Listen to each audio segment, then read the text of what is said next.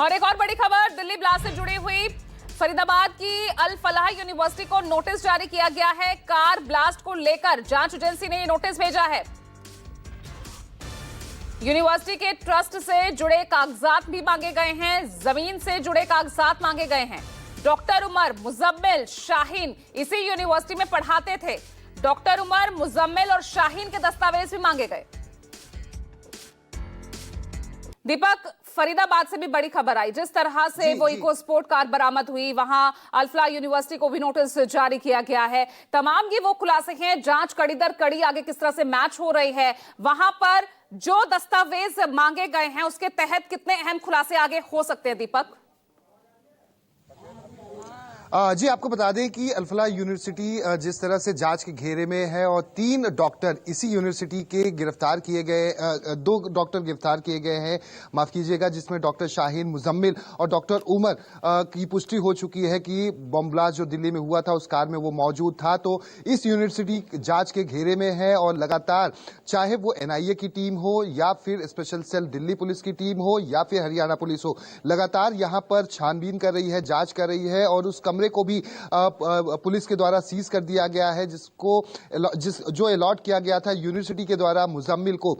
और मुजम्मिल और उमर इसी कमरे में बैठकर मीटिंग किया करते थे, आगे की रणनीति बनाते थे कि आखिर किस तरह से देश के अलग अलग हिस्सों में ब्लास्ट करना है। और इसी को लेकर एजेंसीज की तरफ से नोटिस भेजा गया है, चाहे वो लैब को लेकर हो, चाहे बिल्डिंग को लेकर हो, कि क्या ये जो जमीन है वो किस तरह से खरीदी गई, किस तरह से यहाँ पे यूनिवर्सिटी का निर्माण किया गया, इनको क्या एनओसी मिली है, बिल्डिंग के जो ब्लूप्रिंट है वो क्या कुछ है, उसको लेकर ये नोटिस भेजा गया है। और इन तीनों डॉक्टरों को, जिसमें डॉक्टर शाहीन हो, डॉक्टर मुजम्मिल हो और या फिर आतंकी जो मर गया है इस बॉम्ब ब्लास्ट में डॉक्टर उमर, इसके कागजात भी खंगालने के लिए कहा गया है। इनके डॉक्यूमेंट्स को एजेंसीज को सौंपने के लिए कहा गया है। तो ये बड़ा डेवलपमेंट है जहां पर एजेंसीज और पुलिस लगातार क्रैकडाउन करने की कोशिश कर रही है इस पूरे बॉम्ब ब्लास्ट मामले को लेकर। यही वजह है कि यूनिवर्सिटी पर लगातार पैनी नजर बनी हुई है। और इसी पूरे मामले में यूनिवर्सिटी का एमबीबीएस का एक छात्र है जिसे हिरासत में लिया गया है, उससे लगातार पूछताछ की जा रही है। दीपक, आप बने रहिए। अब और दिल्ली ब्लास्ट से जुड़े ये बड़ी खबर आपको बता दें, सूत्रों के हवाले से ये बड़ी खबर सामने आ रही है।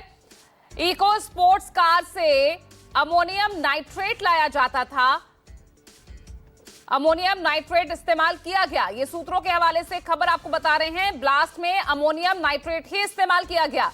ये दिल्ली ब्लास्ट से जुड़ी बड़ी खबर सूत्रों के हवाले से। जो इको स्पोर्ट कार बरामद हुई है उसी से अमोनियम नाइट्रेट लाया जाता था और ब्लास्ट में उसी अमोनियम नाइट्रेट का इस्तेमाल किया गया है।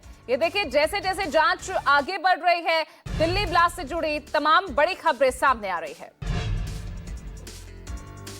ये देखिए, ये वही इको स्पोर्ट कार है जिससे अमोनियम नाइट्रेट लाया जाता था और इसी अमोनियम नाइट्रेट का इस्तेमाल दिल्ली ब्लास्ट में किया गया। 12 लोगों की मौत इस ब्लास्ट में हुई है, जबकि 20 लोग घायल बताए जा रहे हैं। तो ये वही इको स्पोर्ट कार है जिससे अमोनियम नाइट्रेट लाया जाता था।